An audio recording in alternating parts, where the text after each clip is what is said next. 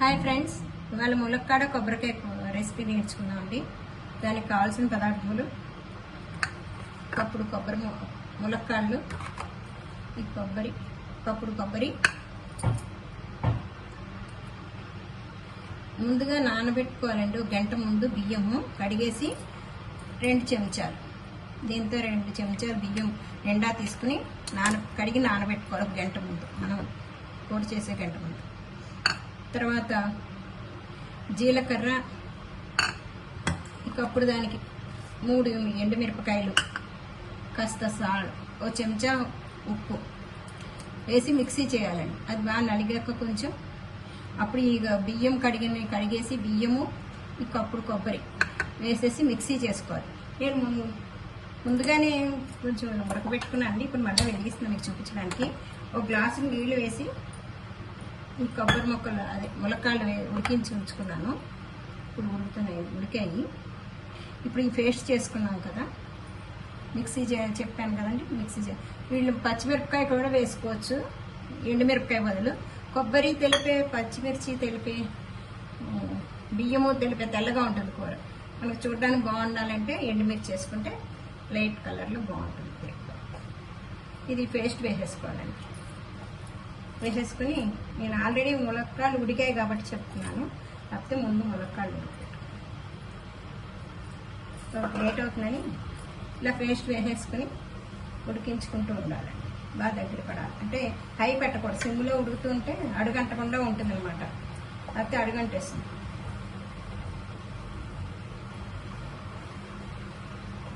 హైలో పెట్టుకుని మనం గబగబా తిప్పుకుంటూ ఉంటే అడుగంటదు. తిప్పుకోలేకపోతే కనుక సిమ్లో పెట్టుకుంటూ కలుపుకుంటూ ఉంటే కొబ్బరి బియ్యంది పేస్ట్ ఉడుకుతుంది అనమాట. ఉడికి ఫ్లేవర్ బాగుంటుంది. నేను గబగబా తిప్పినాను, హై పెట్టాను. ఇది చూసుకొని తిప్పుకుంటూ ఉండాలి. ఒక 5 మినిట్స్ 2 మినిట్స్ పడుతుంది అంతే. బియ్యం కదా, గమ్మునే చిక్కబడలేదు. మరి ముద్దలా చేసుకోకూడదు, నీళ్లు పోసుకోవాలండి. 1/2 గ్లాసు నీళ్లు పోసుకొని చూపించాను కదా, ఆ విధంగా చేసుకోవాలి. ఇలాగా కొంచెం చిక్కగా ఉండేలా చేసుకొని ఇలా కలుపుకుంటూ ఉండాలి.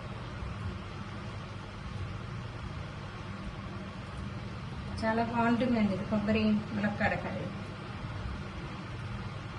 ఇప్పుడు సాంబార్లోను రసంలోనూ పెట్టుకోకుండా కర్రీ కూడా చేసుకుంటే బాగుంటుంది. ఈ పక్కన పోపు గరిటె పెట్టుకుని పోపు వేయించుకున్నాండి. ఈ లోపల అది ఉడుకుతూ ఉంటుంది.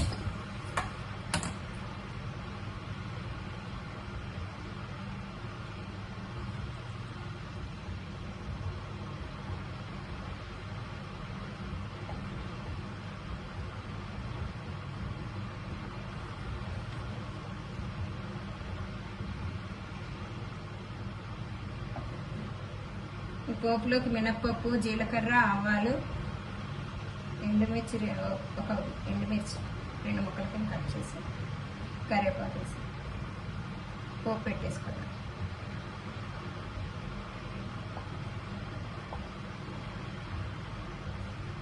ఈ ములక్కాళ్ళు పెద్దవి కాబట్టి అండి, ఈ వేలు పొడుగ్గా కట్ చేసుకోవాలి. మరి చిన్నవి కట్ చేసుకుంటే గొంతు కట్టు పడతాయి పిల్లలు. ఈ వేలు సమానం కట్ చేసుకోవాలి.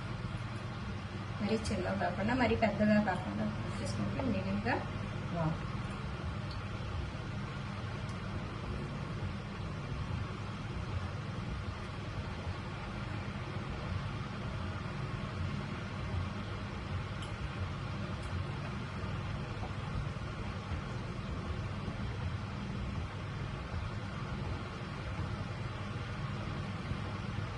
కొంచెం 5 నిమిషాల దాకా ఉడికించాలండి, ఎందుకంటే బియ్యం కదా.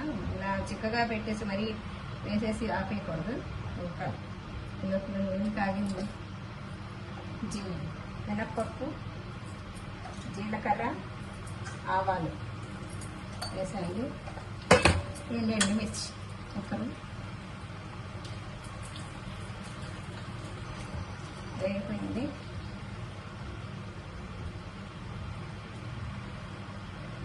కొంచెం ఇంగు వేసుకోవచ్చు. ఇంగు ఇష్టం లేని వాళ్ళు అవాయిడ్ చేయొచ్చు. ఇంగు కూడా వేసుకుంటే మనకు బాగుంటుంది. ఇష్టం లేని వాళ్ళు మానేయచ్చు. స్టవ్ ఆపేసి కరివేపాకు వేసుకుంటే వేగిపోతుంది. ఈ పోపు దీంట్లో వేసేయండి.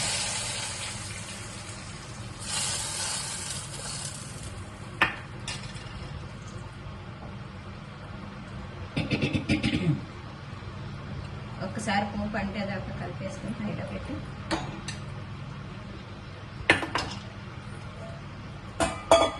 ఇలా బౌల్లో దిమ్మడి పోసేసుకో. మూకుడుతో టేబుల్ మీద పెడితే బాగుంటుంది కదా. ఇట్లా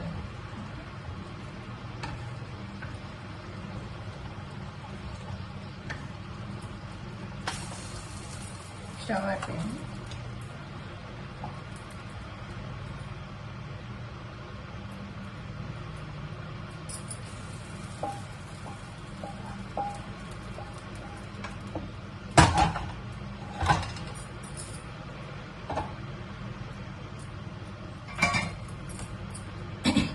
పైన గార్నిష్గా కరివేపాకులు వేసుకుంటే చాలా బాగుంటుంది.